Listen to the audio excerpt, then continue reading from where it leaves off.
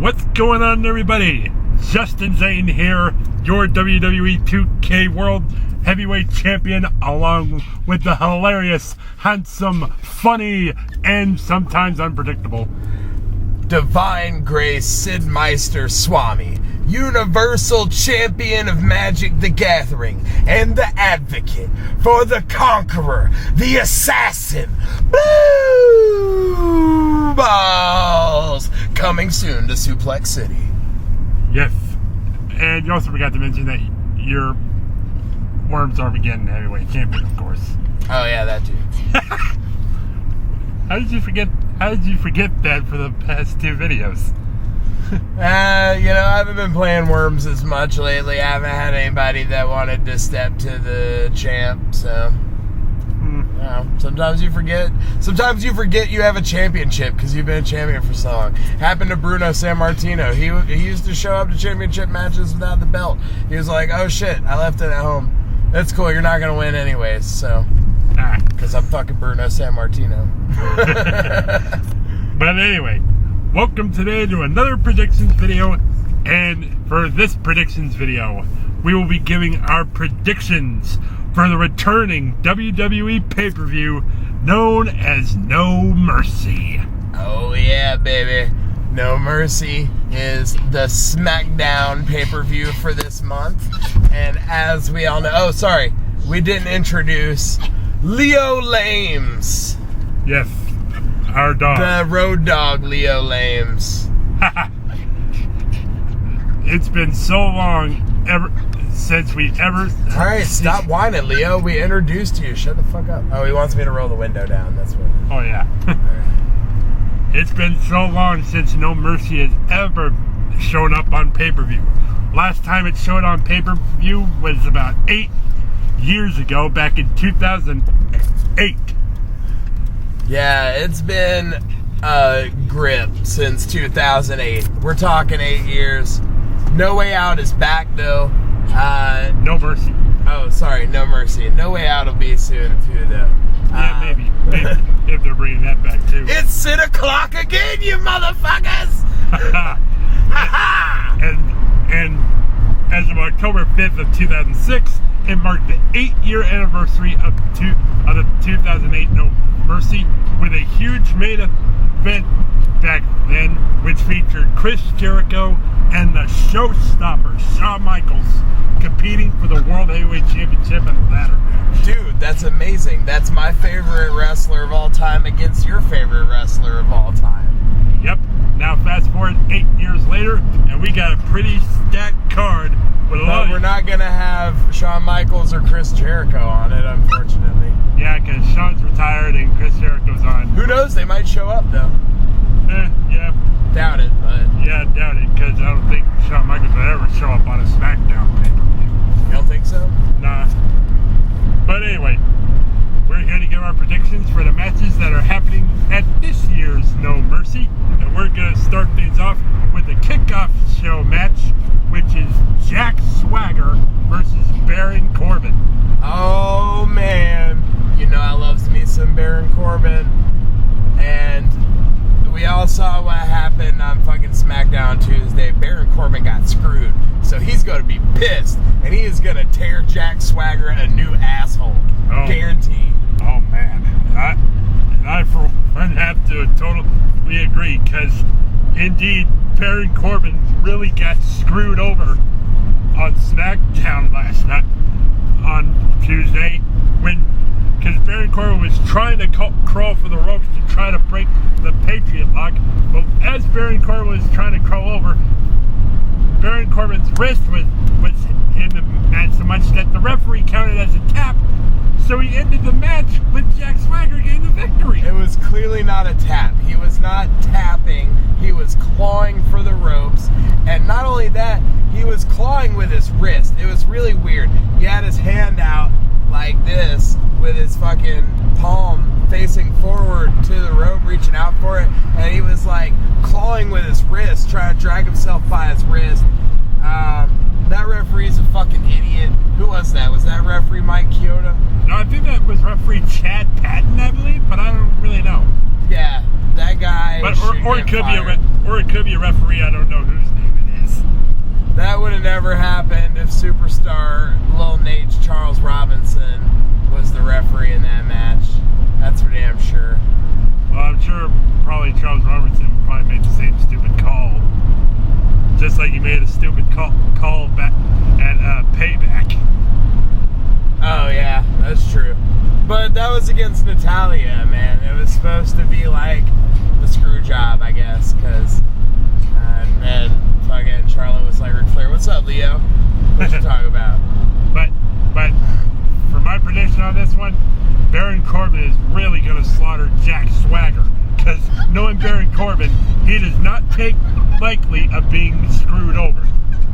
Well, he damn well doesn't, and he damn well better not. Some asses need to be kicked for me to get satisfaction.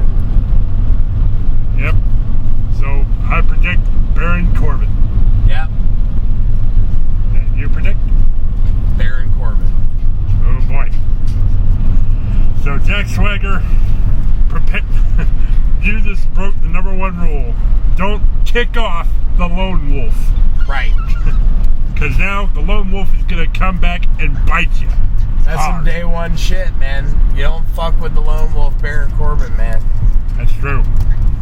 Next, we move on to the main card matches, and one of those matches is a match that really needed to happen because Carmella's been talking complete, utter trash and been assaulting Nikki Bella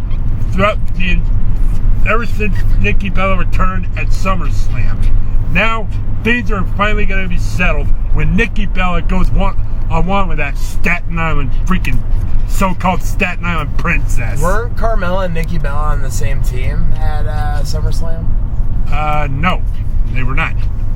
And that's right. Nikki Bella was on the team with Natalia and Alexa Bliss. Yeah, because she took Eva Marie's place. Right. Right. Because it was at SummerSlam in Brooklyn, New York, in Carmella's home state. Nikki Bella pinned Carmella, causing her to lose in her home state in New York. Then Carmella had the utter unrespectful guts to attack Nikki Bella the next night after on SmackDown, feeling like she got embarrassed in front of her entire home state people. Yeah. And ever since then, Carmella has been talking trash and attacking Nikki Bella from behind, and even assaulting her during and after matches. Yeah, that's true. But Carmella, there's one thing you need to learn. You don't mess with the longest reigning Divas champion in WWE history, and you're going to learn that the hard way this Sunday at No Mercy. It's going to be a grudge match, and Carmella's going to win. That's my prediction. Screw that. It's the new era, man. Yeah, but apparently Carmella just isn't new enough to be in the new era, because Nikki Bella's the longest reigning Divas champion in history. And the Divas Championship isn't around anymore, though. Yeah, but still, it's one of her biggest accolades. She's the longest reigning champion in history, and it's about time Nikki Bella beats some respect into Carmella. And I hope she beats her so bad she ends her career right before it even gets started. Maybe she can send her crying back to NXT. Carmella's going to win. That's my prediction. I'm predicting Nikki Bella. Okay. Next match. Yeah. So next match, we have the SmackDown Women's Championship on the line as Becky Lynch will have her first title defense against Alexa Bliss. Oh, man. Becky Balboa's my bae. Alexa Bliss is really cool. I'm a big fan of hers from NXT, but I just don't think that she's in the same league with Becky Lynch as far as like just charisma. Alexa Bliss really has great in-ring ability. So does Becky Lynch. They're both beautiful, but I just feel like Becky Lynch has that edge and charisma, and just so much heart, dude. She's like such an inflappable badass. You can't like keep her down. So I'm gonna go with Becky Lynch on this one, man. Well, as far as I've seen over the past few weeks, Alexa Bliss has pretty much changed her attitude into being known as the Harley Quinn of WWE. I mean, Alexa Bliss, she has got to be one tough chick, and she's fought like the best women that SmackDown has right now. Like, she's been on a bit of a roll lately. She has been able to best all opponents, but man, I don't want to see Becky Balboa lose. That's like the feel bads, man, for sure. Yeah, but it could be quite a big surprise if two former NXT women become the NXT Women's Champion. First Becky Lynch, and quite possibly maybe Alexa Bliss. Yeah, that's what I'm saying. It's the new era, and that's why Carmella's going to win instead of Nikki Bella, because Nikki Bella's old. Nikki Bella's not that old. Justin loves Nikki Bella. Yeah. Yeah, show some respect to the real queen of SmackDown. The queen of Bellas. But we're not talking about belle of the ball. Yeah. But anyway, I'm predicting Alexa Bliss will become the second women's champion of SmackDown after she beats Becky Lynch. Okay. Now on to the next match with the SmackDown Tag Team Championships on the line as Beauty and the Man Beast, also known as Heath Slater and Rhino, will take on the team of the new bad attitude of Jimmy and Jay, the Usos. Oh man, this is like, so they're the most over babyface tag team in the WWE is Enzo and Cass. But I have to say a close second is Rhino and Heath Slater. Like, Heath Slater, his free agent storyline that he had leading up to his tag team championship was like the coolest thing I think about the new era so far. Talking post-brand extension storylines here. And while I still do consider Enzo and Big Cass to be new era, and obviously Heath Slater's not new era, and certainly Rhino's not new era. They're like old veteran dudes.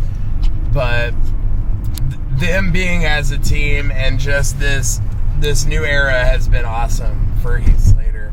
And the Usos turned heel. They needed to do that though, because they needed at least one heel tag team that was like really strong.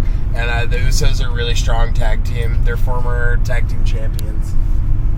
Yeah, but they had to injure one half of the American Alpha, that being Chad Gable, in order to be able to get their shot at the tag titles. And quite frankly, it's a tag title match that I don't think they really honestly deserve. So my prediction is going to be point blank. Heath Slater and Rhino are going to retain. Okay. I guess for the sake of argument, I'm going to go with the Usos, because the Usos, they weren't fresh when they went into the match at Backlash. They had already had a match with the Hype Bros earlier that night. I think they're going to win it dirty. I think they're going to find some way to win it dirty as hell, because they just fighting so damn dirty now that they're heels. Yeah. And I think, honestly, the whole thing of Heath Slater winning the tag team championship and like getting on SmackDown, that was like the conclusion of that storyline. And I think that a new storyline with Heath Slater is getting ready to start now with the Usos. And I think the belts need to change hands right now to make it more awesome and dramatic. So I'm going with the Usos. Well, we're going to find out what happens, but of course, Usos may win dirty, because they might try to injure Rhino or Heath Slater just like they did Chad Gable. Mm-hmm. Or they could be looking to do, they were trying to look to do that before No Mercy. But I'm sure Heath Slater and Rhino are going to be 100% and going to do whatever they can to retain the tag titles. Okay. Now, speaking of now you talk about high stakes matchups. This one's got so much ramifications on the line, as The Miz will defend once again the Intercontinental Championship against Dolph Ziggler.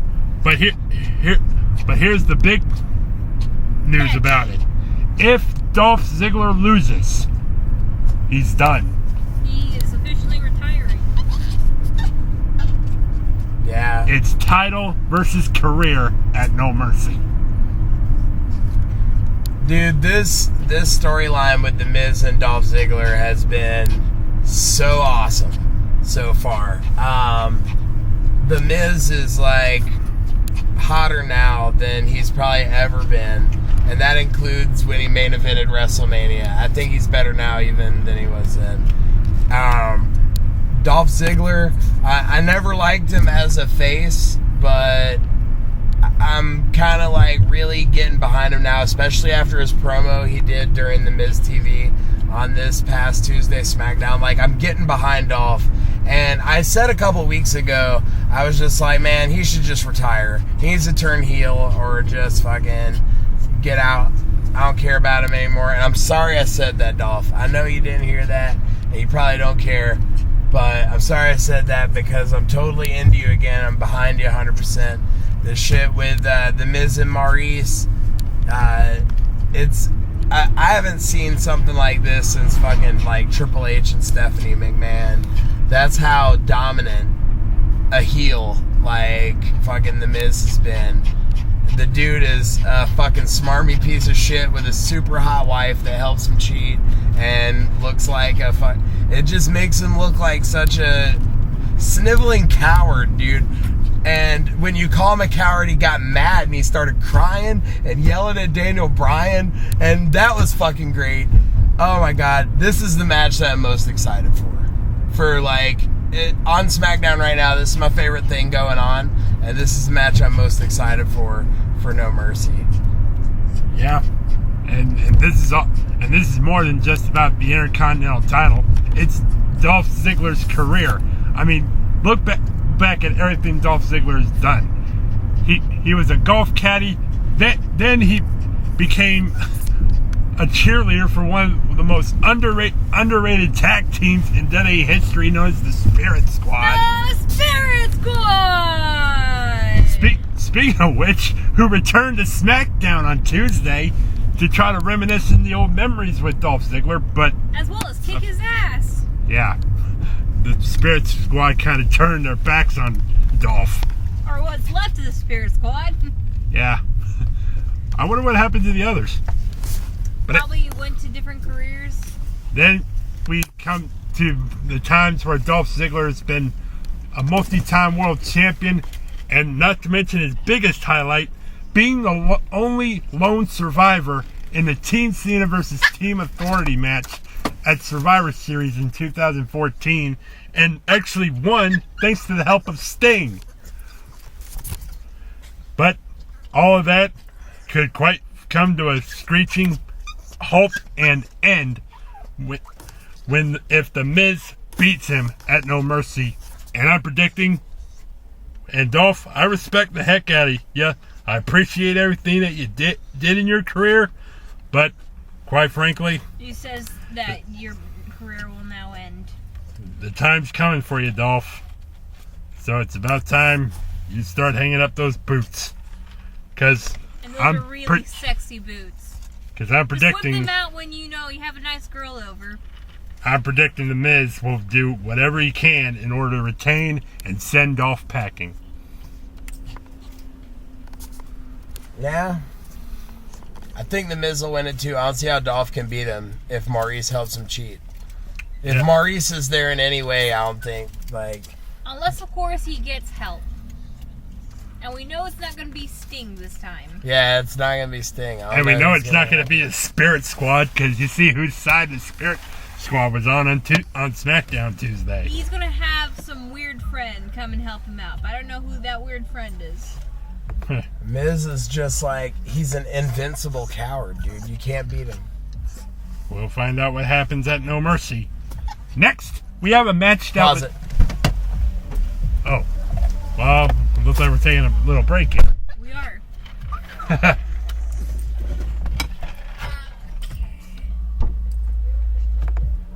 So we'll be right back real quick. You ain't getting none of that. And we are back Back. to No Mercy predictions, and we're moving We have on. mac and Cheetos now. Remember these? Oh yeah, I did a food review of those. If you guys want to see that food review, the video will be in my videos. Click this link right here. Don't click my nose. Click on the video section of my YouTube channel. Or if you want, go ahead and check in the description below where we'll have the link for you. Yes. But anyway, on to the next match. A match that was supposed to happen at Backlash, but thanks to Bray Wyatt, it never happened. But now it's bound to happen at No Mercy when Bray Wyatt goes one-on-one with Randy Orton. Oh shit. I was gonna say it's been very interesting watching these guys interact, especially when Bray Wyatt was lured into that storage container by Randy Orton by his rocking chair. Oh yeah, that's great Bray Wyatt bait. Yeah, but the week before that, Bray Wyatt sent Randy Orton on a wild goose chase to find Bray Wyatt. What do you mean he sent on a wild goose chase? It wasn't like he was hiding. He was just like, yep. But he was pretty much just waiting for Randy Orton. I mean, Randy Orton came across a lot of things. I mean, he had to choose which door he wanted to go through. He never went through them. He even turned an weird-looking arrow to the other way where he thinks Bray Wyatt could possibly be. So to where he avoided a certain ambush by Eric Rowan. Then when Randy Orton found Bray Wyatt, he picked up the sheep mask that Eric Rowan wears, and the camera or TV started like going phasing out, and it's like Randy Orton turned into Bray Wyatt, thinking maybe Randy Orton is the Bray Wyatt of mind games in this situation. This rivalry has been all about who plays the best mind games. I think I like it a lot, especially that one part where Bray Wyatt's like in the storage container and he gets help from Sister Abigail to get out, and then Randy Orton's like, where the hell did he go? Yeah, but who the heck was his sister Abigail? That's a ghost. A ghost cannot possibly gotten Bray Wyatt out of that. You have no idea how powerful a ghost is. Yeah, if you pay attention to the shit that Bray Wyatt says in some of his promos, when he talks about Sister Abigail, he talks about how she like met with a horrible fate, and well, yeah. She's literally the guardian of the Wyatt family. Yep, but now the mind games are come to an end at No Mercy with Bray Wyatt and Randy Orton going one-on-one. And for my prediction, I'm predicting Randy Orton will vanquish Bray Wyatt with one RKO out of nowhere and send Bray Wyatt to Viperville. yeah, I'm gonna have to go with your prediction because I can't remember the last time Bray Wyatt won on a pay-per-view. Well, Was it SummerSlam? Well, Did he win at that? technically Bray Wyatt won against Randy Orton because Bray Wyatt ambushed Randy Orton before the match at Backlash. Oh yeah, that's true. Won via forfeit, but lost another match against Kane. Yeah, he lost the actual match against Kane. Yeah. And like as long as I've been watching the Wyatt family, basically since Survivor Series on pay-per-views, they've lost like all of them. Yeah. But yeah, we're both predicting Randy Orton. Now comes the main event, where it's all about retaliation against title retainment versus history as WWE World Champion. The phenomenal AJ Styles will defend the championship against Dean Ambrose and John Cena in a triple threat match. Oh, let the horror show begin. I mean, I don't know. I don't think that this match is going to be as good as AJ and John Cena at SummerSlam. But if it is, it could be better. Because triple threat matches are pretty sweet to me historically. Like, there's been some really sweet ones. Yeah. Like John Cena versus Triple H versus Shawn Michaels in Survivor Series. And John Cena versus Edge versus Big Show. At WrestleMania 25. Yeah. Yep. I don't know, man. I think that this is going to be a really fucking sweet match. Yep. AJ Styles is just fucking so badass, dude. Like, all of his matches are so cool. No kidding. And it's all about history for John Cena. Because if John Cena wins on Sunday, he ties the record for most world titles along with Ric Flair at 16 world championships. And I think he's going to get it done. I don't think I can predict for John Cena, even though it is the realistic prediction because he always fucking wins big matches like this and shit historically. I don't want him to win. I want Dean Ambrose to win or AJ Styles to win.